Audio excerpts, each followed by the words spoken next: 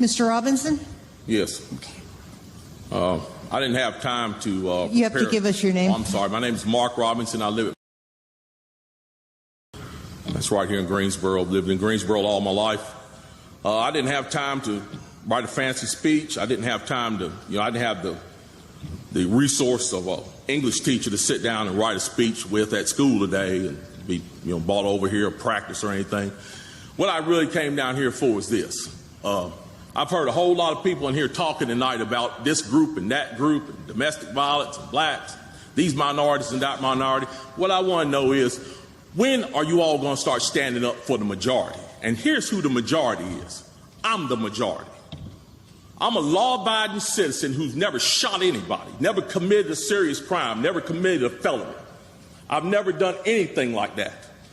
But it seems like every time we have one of these shootings, nobody wants to put the blame where it goes, which is at the shooter's feet.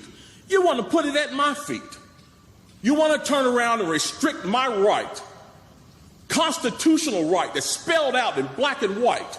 You want to restrict my right to buy a firearm and protect myself from some of the very people you're talking about in here tonight.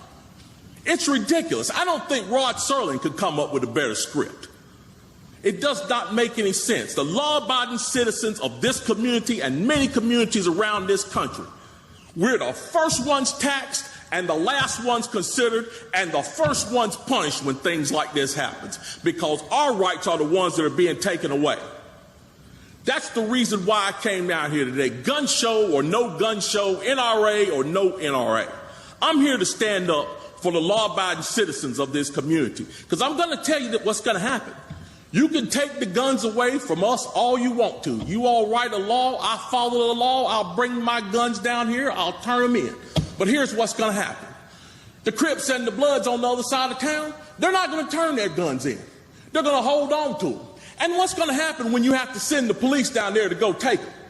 The police can barely enforce the law as it is. As what I see, we demonize the police, criminalize and vilify the police, and we make the criminals into victims. And we're talking about restricting guns?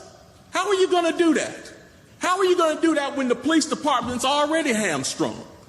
You're not going to be able to go down here and take these guns from these criminals. So the criminals are going to hold on to their guns. They're still going to have them. They're still going to break in my house, and they're still going to shoot me with them. And guess who's going to be the one that suffers? It's going to be me. Well, I'm here to tell you tonight, it is not going to happen without a fight. And when I say fight, I don't mean shots fired. I don't mean fist thrown.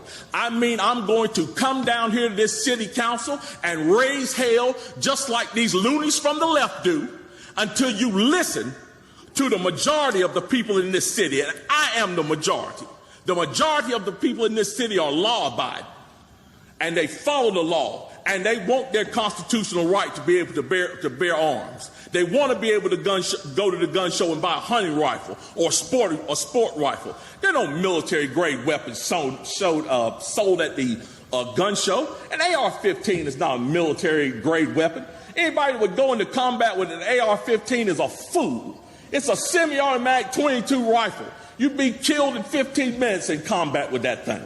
So we need to dispel all these myths, and we need to drop all this division that we got going on here. Because the bottom line is, when that Second Amendment was written, whether the framers liked it or not, they wrote it for everybody. And I am everybody.